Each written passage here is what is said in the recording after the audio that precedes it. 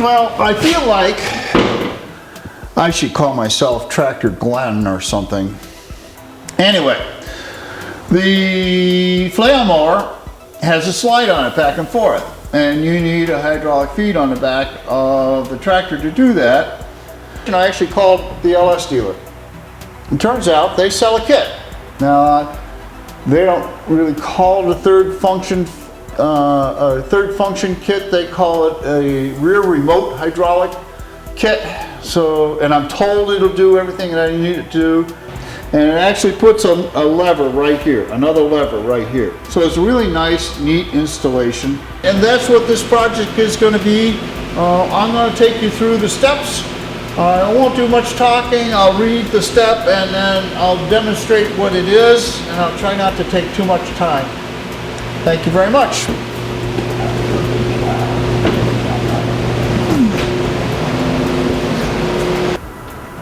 I have taken the parts out of the kit and laid them out on the table.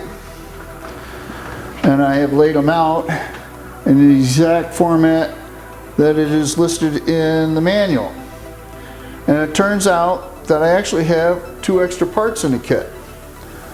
Now I have very carefully counted and laid everything in the exact same position that's on that breakout, but I do have 2 extra parts.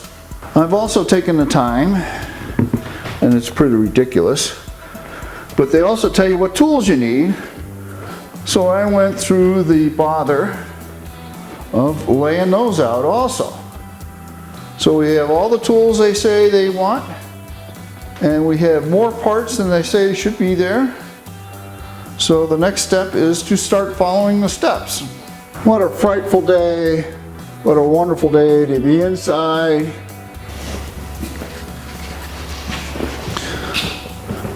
Pre-assembly, preparing for assembly.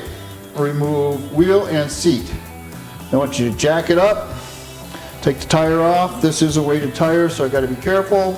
And then the next thing I want you to do is to disconnect the seat connector. So I'll get the tire off, I'll get it jacked up, I'll get the tire off, I got the seat board, and then I'll show you where the seat connector is. We have the tractor up on a jack stand, the tire's removed, and I have a jack underneath the front here to keep the tractor from tilting. So now we're ready to go to the next step. Step 3, disconnect seat sensor connector. Right here. There we go. Step 4, remove the 10x20 bolts securing the seat bracket. Now this is a little misleading because there's actually 4 sets of bolts here. There's this one right here, and then there's another one down in here, right there, right over here, and right over here. Those are the ones I mean. They send 10 millimeter, and it's my 14 millimeter socket that fits. And it's a stud, so the nut can lift off.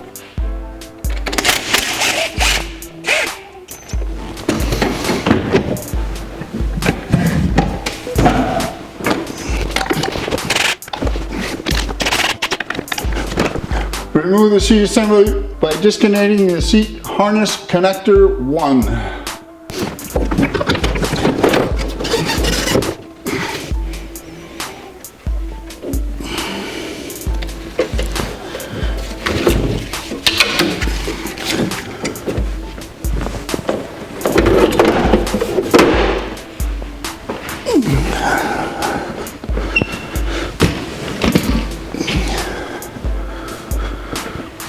Next step, remove the 2 control lever grips.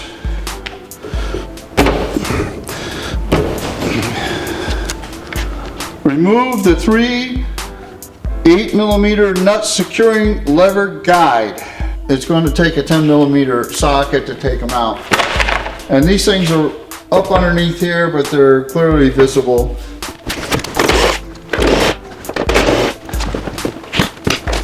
Remove the level guide by disconnecting the PTO switch connector.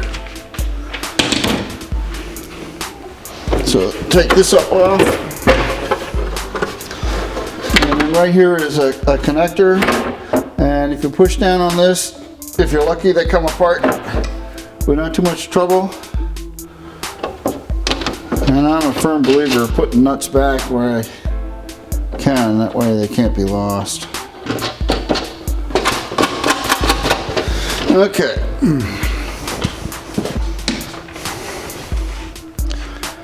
Remove the plunger switch by removing 2 M4 screws. They look like Phillips to me.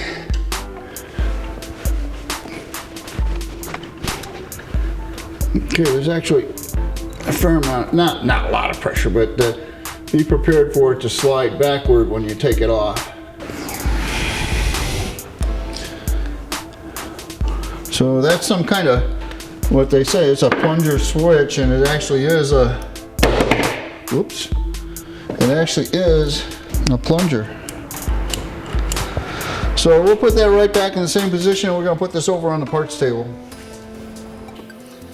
We've removed the plunger switch, and now they want us to cut the cable ties securing the loader hoses. Well, this is a little different from the normal setup because I also have the backhoe. And it appears they ran a longer hose to the rear to power the backhoe and then back up here to this fitting they're talking about. So what they really want me to do is to loosen this fitting right here.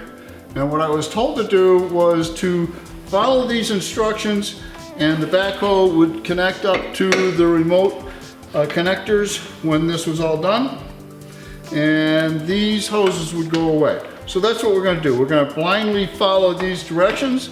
The first thing it wants us to do is to loosen the loader hose on the hydraulic housing. Now it doesn't say to take it off, but I've already read the next step. And before I take this all the way off, let me get a paper towel and wipe that up a little bit around here. Okay, hose is off. 12, remove the loader hose joint on the hydraulic housing. Now they're talking about this. They want me to take that off.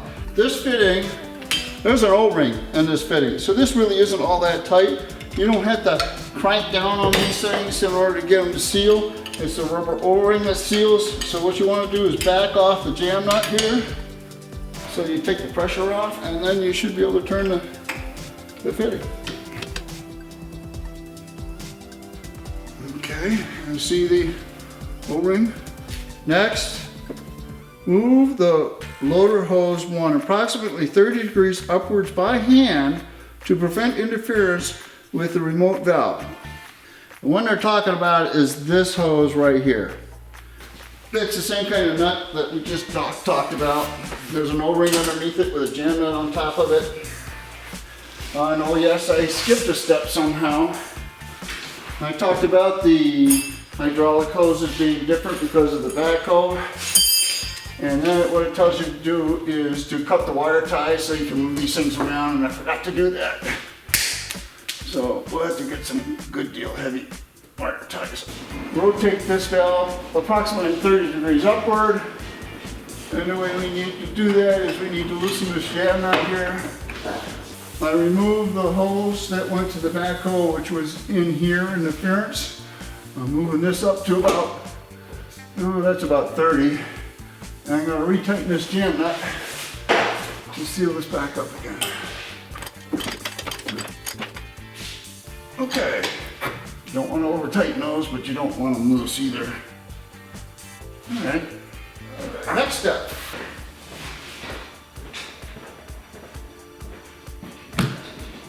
Rear remote valve installation. Well, we got to kind of put it together, and all they do is kind of give me a picture. We got a valve, a bracket, 3 bolts, and a 90 degree. And again, it's one of these bolts, bolts that has an O-ring in it. So you want to be careful, you want to keep it clean. What we got to do is bolt this to this. And I believe that's the way it goes because that's the way the control looks. We won't know until we try to put it on the tractor.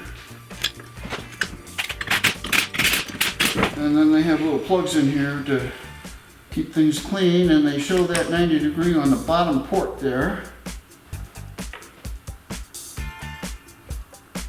Pointing off at about like a 15 or 20 degree angle. Now on here, they have a shim. That's not a washer, that's a shim. And it goes around the outside of the O-ring so that you cannot crush that O-ring too much. It stops you from crushing the O-ring. So when you tighten this down, you want to make sure the O-ring goes inside the shim, that you don't pinch the O-ring.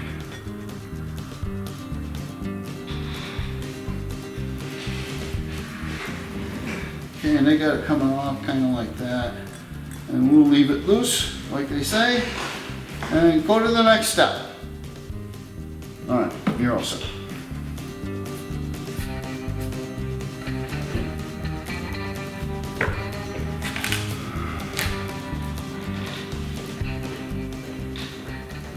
All right, the sub-valve assembly is installed, and the next thing is the M/pressure assembly, and that's what we need to install next. And that runs from this point right here to this point right over here on the side of the valve. This point uses a screw-in bolt. It has a O-ring on it. I like to put a little silicone on those. Just a little bit, just to lubricate it. My wife didn't see that. And this goes in like so. And it says the union bolt is 45 to 54 newtons, which converts to about 37 foot-pounds. Now the pipe goes on with a compression fitting. So this tightens down, and they want slightly less. They want 30 foot-pounds essentially. And this uses a banjo bolt. And what you do is you take a bolt, and that's an O-ring inside of a washer, and you go through the banjo, and you put another one in, and then you bolt that to the side, and that's your seal. So you don't need any thread sealant or anything like that. So I'll do that. And again, I'm going to use that grease. Now, if I really wanted to do this, I'd put a little bit of anti-seize around there, but people frown on that because you don't want to contaminate anything, so we're not going to do that. Now, it's also important that I found that you put this on here first, because this stud right here interferes with it, so it won't go on. So you got to put this on so that you can get it around this stud and just get it started in the threads inside of the valve body there. And you want to get it just started, and then you want to get this pipe up here started. You want to be 30. And that's because of the O-ring. So it doesn't have to be all that tight. There we go. And this is going to be tightened less than the one on the bottom. There, that's good. And now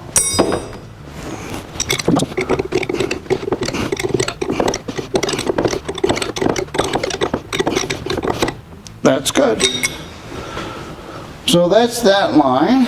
So the next thing to do is the drain pipe assembly. This is number 5, page 14. And this goes into this hole right here. This is just a rubber plug. And there's an O-ring that goes on there, and it'll go down into that hole right there.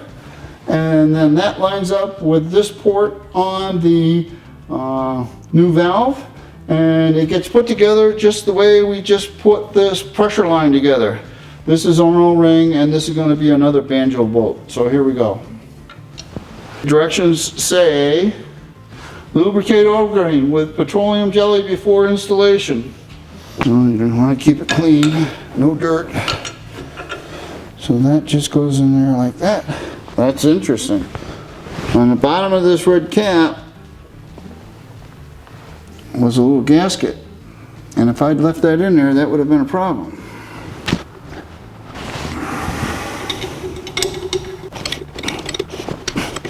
Remember, not too tight here. And that's good. And that just goes down there. On to the next step. Number 7, page 15. Install the remote pipe, DW. And if you go back to the detail on the parts, they actually show you which one it is. I have to say the instructions step by step are very good. However, the pictures of where they want you to put this stuff are terrible. It takes a good deal of time studying it to understand where they really want you to put this thing. So this goes in here, making sure that O-ring stays there. And again, I'm only going to do it loose because we got to do some additional fitting. Number 8, install the remote pipe upper union connector. So what they're doing is going to put this in here to raise the pipe above that bolt, which is going to make it interesting when I try to tighten it. Okay, and there is a O-ring between this and the bottom one. And then install the upper. And I mean, it just fits. I really like the way the pipes fit. Okay, again, I'm not going to tighten this up until we get the whole thing done. Now the next thing, which is a problem. They want me to install the loader hose 1 to the joint, a 3/8 remote valve. So right here, they want me to put the loader hose on there. Unfortunately, this is the loader hose valve, and it went to the backhoe, and it doesn't come anywhere near that. That's a male. This is a male. So, run over tomorrow morning and have somebody make me up a hose. So we're going to keep going though.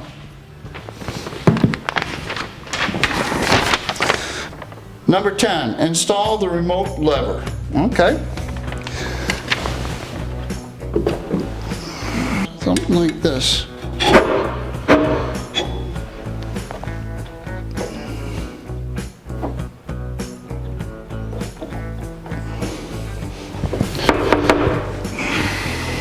Okay.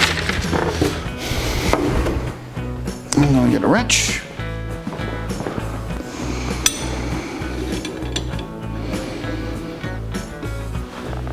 Okay.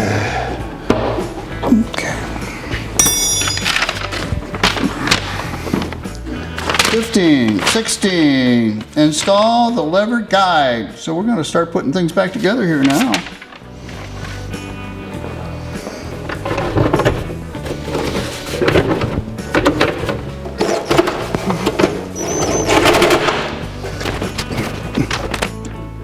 And the 3 grips. One green one. And so it looks like this is the yellow one. And I want it like that. And this is the black one.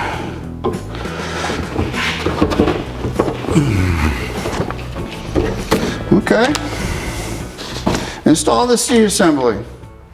Well, I'm not going to do that because I have to do this hose here. So we're going to skip that. Attach the remote decal. That's this right here. Let's clean it.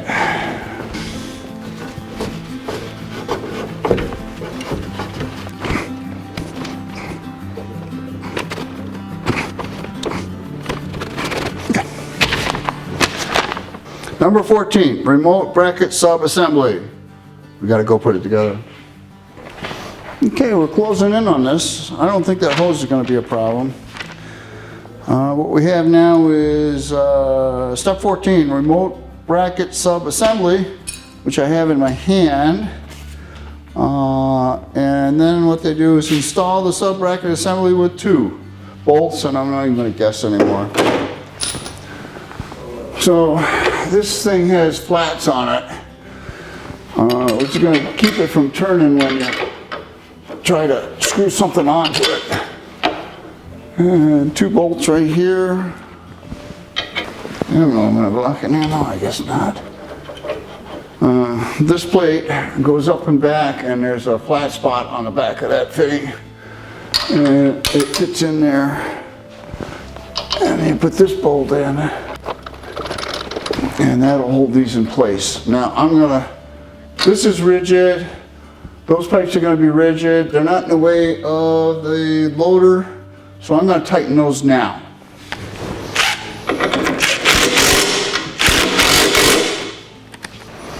Now I'm going to tighten these fittings here because the back is rigid.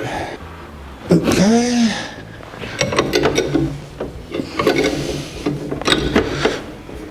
Okay.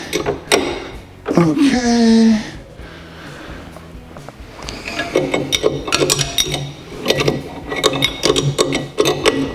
Okay. All right. Now, next, back to the back, I think.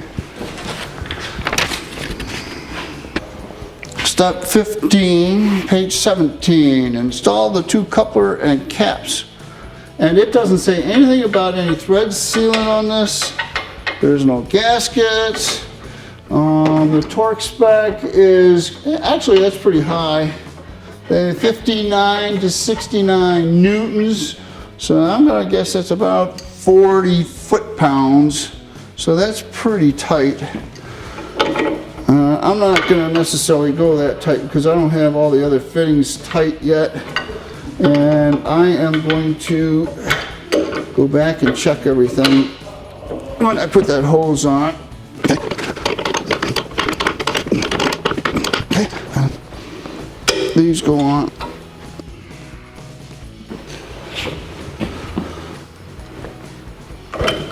Okay. So. Where's my pen?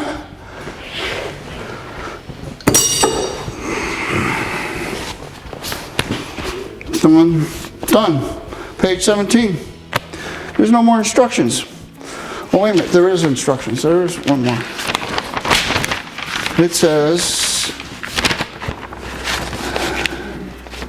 install the right rear tire assembly, install the, I'm not sure what that is. The 5 M1630 bolts and spring washers. I'm not sure what that is. And torque the wheels to 202 foot-pounds. What it didn't tell me to do was to put that plunger valve back in, but I didn't change anything, so I'll just screw it back right where it came from. There's also a bunch of wire ties I gotta do, and I gotta come back and do that hose. So we'll have to come back and finish this video. I also found this. This wiring harness was captured between the seat brace and the nut. You can see how perfect that is. It was right there. Fortunately, it did not get a wire. All the wires are good in there. It goes to this plug. I don't know what that plug is. But we'll run some tape around this, and now we're going to put the seat back.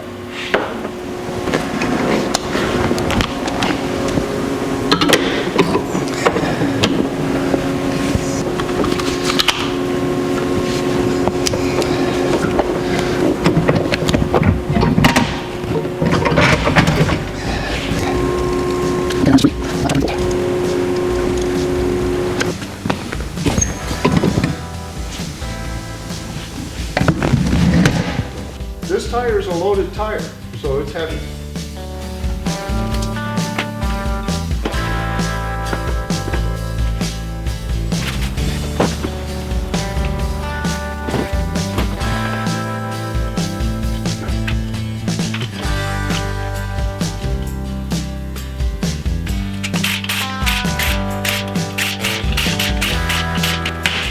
Good enough, right? No, they want 202 foot-pounds on that. Tire's not going to come on. We have reached the conclusion of this project. I still have to sort out what I'm going to do with the couplers in the back, but I don't see that being a big problem. The only modification we had to make to the tractor to put that new valve on was I had to cut this much of the fender out. The only reason I had to cut that much of the fender out is because I had the backhoe on the back and it had a different fitting on. I did have to modify the fender a little bit, but I think the end result actually turns out to be better. This is the orientation they want this fitting in. They want it to come straight out, and then they wanted a straight hose fitting on the end and to loop it down and come down here. Well, I have already read that this hose from the factory is a problem in that it gets tied up into the tire. So I wanted to figure out some way of getting it back in here, and I'm going to do that. But by using this fitting, and I cut this portion of the fender out right here, and putting this fitting on here like this, and then rotating it up in there, it tucks the hose up there very nicely, and it's out of the way. Now the only other thing I got to watch for is this lever for the control lever for the rear hydraulics is right there. So I have to have this hose right about there so I don't have any problems with clearance, but it's still good. It's all good. This is factory, and they just came out and kind of looped down. So this actually helps, I think. I'm gonna have to see where the tire goes, but I think the tire is only like here. And I didn't get exactly the same stock fitting, so it's a little longer, so I had an interference, so I had to cut it. Bucket goes up and down.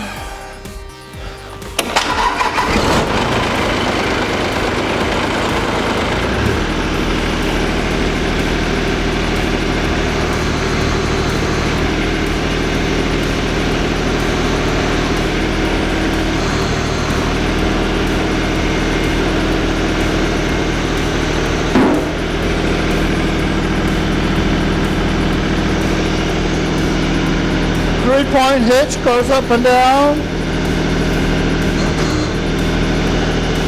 And we know that this works because you can hear the motor. Got no leaks. So we're done. Thank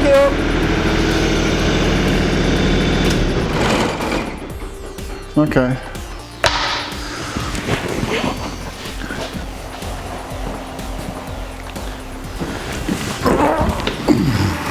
Well, I feel like I should call myself Tractor Glenn or something. But I'm really using this as a tool. It's just a tool to me to do the landscape around here, and you're going to be seeing more of that.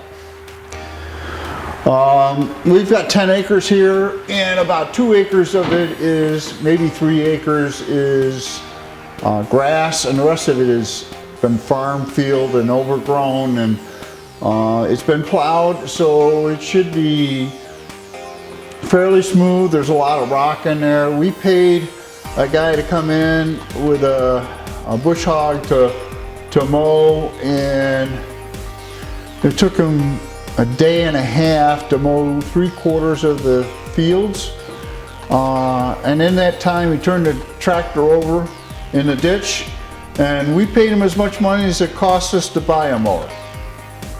So I have bought a flail mower, and there'll be another video on that, that has a hydraulic slide on it, slides back and forth. And this is an LS, what is this? 2025H, LS 2025H, which means it's hydrostatic, which I don't know, I'm not sold on. I don't like running around with the engine RPM up all the time. 1500 is about right, but I'm not sure that that's what you're supposed to do with hydrostatic, and that's a whole nother thing. Anyway, the flail mower has a slide on it back and forth, and you need a hydraulic feed on the back of the tractor to do that.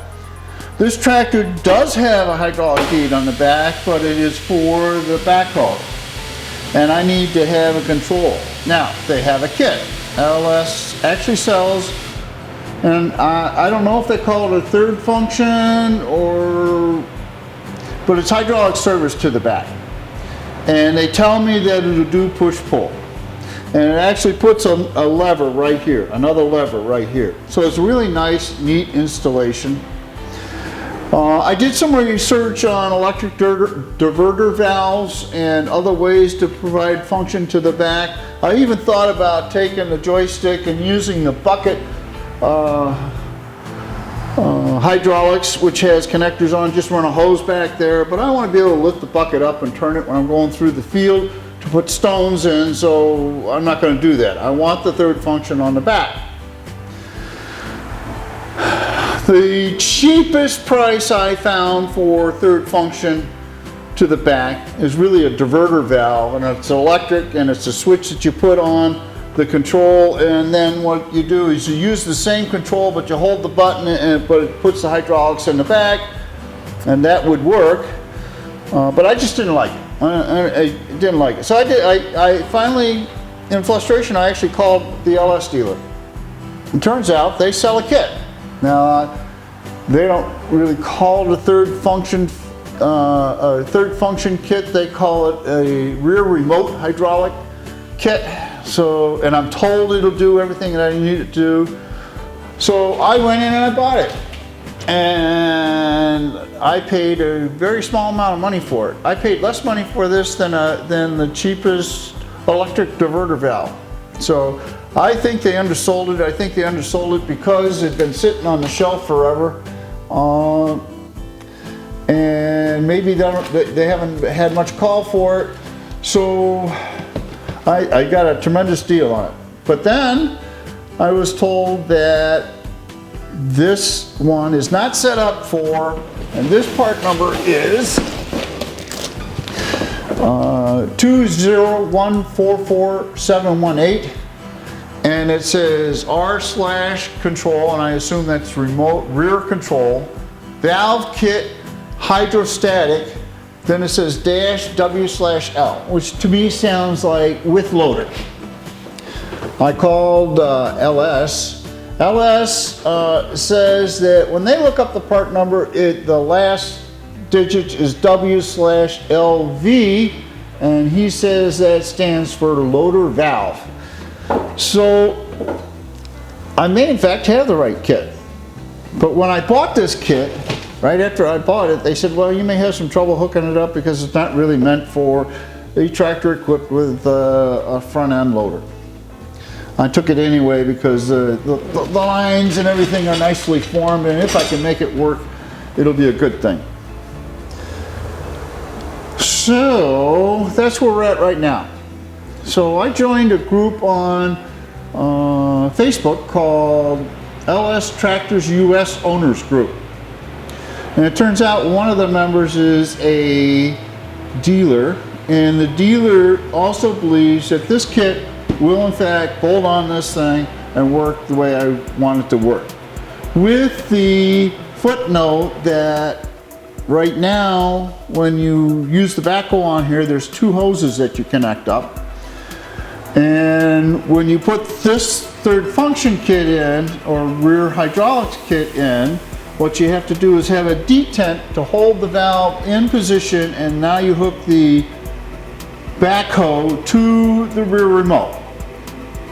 All that remains to be seen, but that seems to make sense, except that right now the hydraulics on the backhoe have a male and a female, and the rear remotes that came on this in the kit have both female, so one of the hoses on the backhoe has to be changed to a male. And then the question comes up, well, is there a suction on the feed side or a pressure on the return side? And I'm sure there is. So somehow I have to coordinate the pressure on the feed side with two male ends. And maybe the answer is to put a male end on one of the remotes. But that all remains the same, and that's what this project is going to be. I'm going to take you through the steps. I won't do much talking. I'll read the step and then I'll demonstrate what it is, and I'll try not to take too much time. Thank you very much.